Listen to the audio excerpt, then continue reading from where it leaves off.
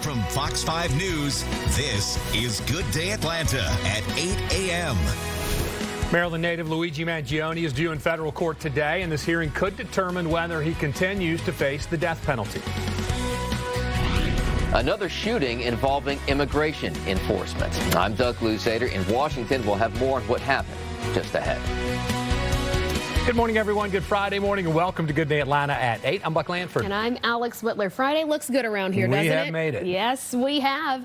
Let's go ahead and get an idea of just how much the weather is going to ruin this Friday, though, because it sounds like we've got some wet stuff coming up. Oh, way to set it up for me, Alex Whitler. Don't use Joanne the word was doing ruin, so well, please. wasn't she? Don't worry. All right. You know what? Look, we're not going to say ruin. We're going to say changes, and we expect changes in the weather department. Right now, it looks a little bit misty out here at Atlanta Airport, and that's probably the case most places you go. There's going to be some patchy fog out there, so I want you to watch out for that. We're at 62 degrees right now. It is warm outside, and it will be warm through the day today. We're at 63 in Covington, 60 up in Athens, 58 in Canton, and a 60 in Blairsville. Again, enjoy the warm weather while you can, because things will be changing soon. Why? Well, we have a system moving in. It's going to bring colder air, but before the cold air, it's going to bring some rain and storms. Right now, visibility is down in many spots, down to about a mile in Athens, 4 in Covington, and 7 in Atlanta. So again, watch out for the fog, be very careful,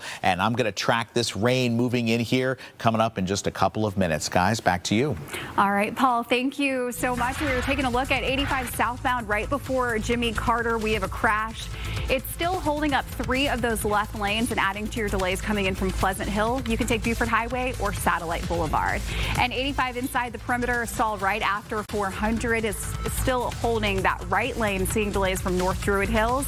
The east wall, a vehicle fired northbound at Chamblee Tucker Road, is over on the right shoulder. Buck?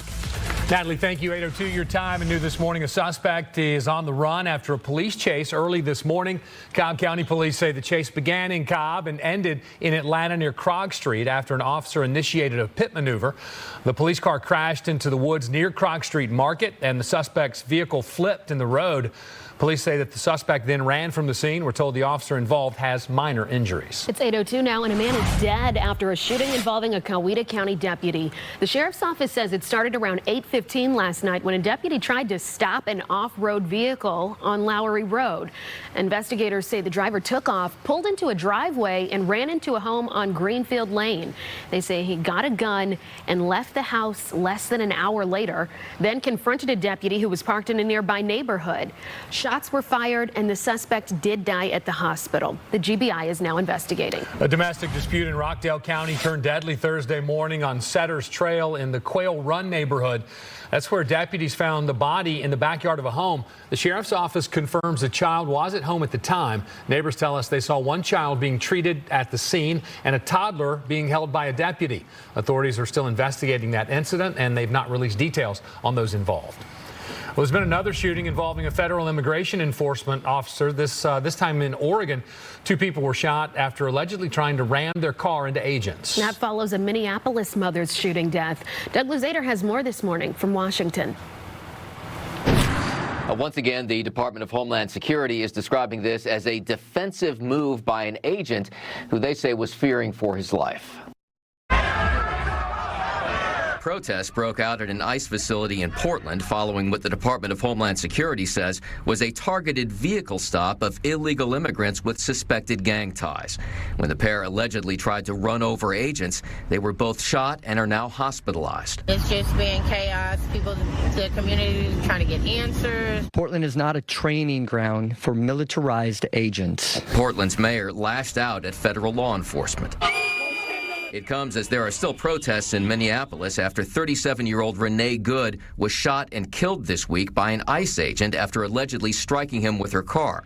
And while the FBI investigates that shooting, there is now a tussle between the state of Minnesota and the Trump administration over who gets to take part. And I just want to make this as clear as possible to everyone. Minnesota must be part of this investigation. They have not been cut out. They don't have any jurisdiction in this investigation. And the tension doesn't stop there. The vice president announcing a new assistant attorney general to investigate fraud, with a particular eye on the scandal involving many members of Minnesota's Somali community. That person's efforts will start and focus primarily in Minnesota, but it is going to be a nationwide effort because, unfortunately, the American people have been defrauded in a very nationwide way.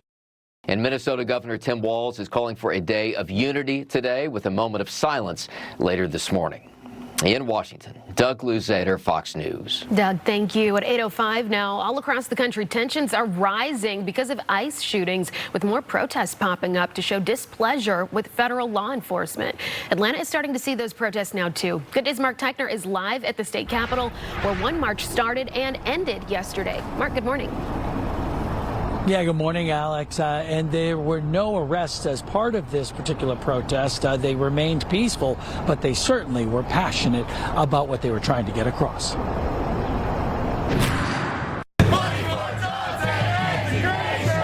More than 100 protesters took to downtown Atlanta streets Thursday night, outraged over the Minnesota killing of Renee Nicole Good at the hands of an ICE agent. No one is illegal! No one is illegal!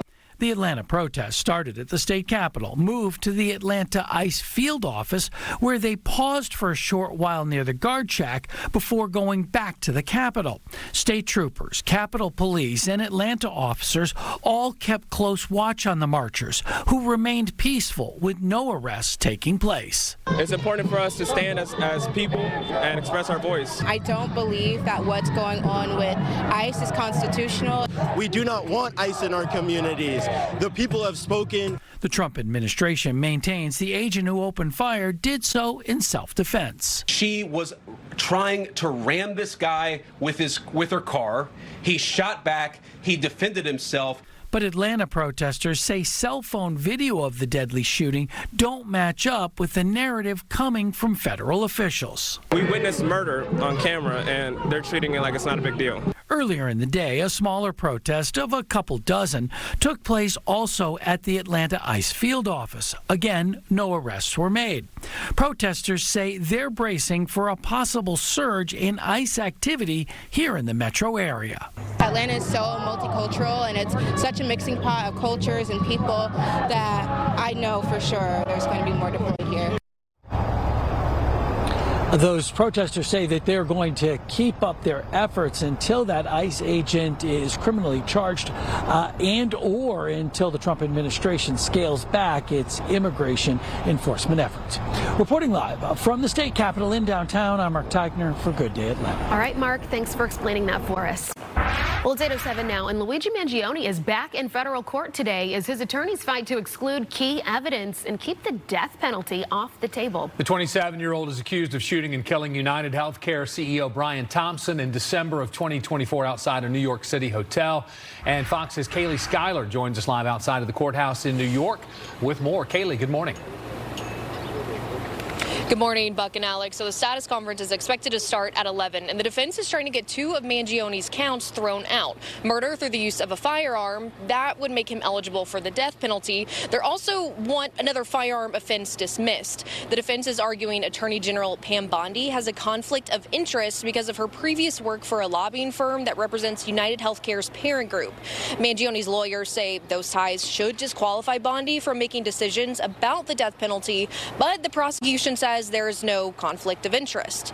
Mangione's team is also asking the judge for an evidentiary hearing to toss out some of the key evidence prosecutors want to use against him, including the suspected murder weapon and a notebook police found inside Mangione's backpack when they arrested him in Altoona, Pennsylvania.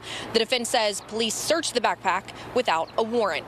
Now, we aren't expecting the judge to make any rulings from the bench today, but we are expecting to learn more about a trial date when court starts here in about 3 hours. In New York, Kaylee Schuyler, Fox 5 News. All right, Kaylee, thank you for the latest from there. 8:09 is now your time, and coming up.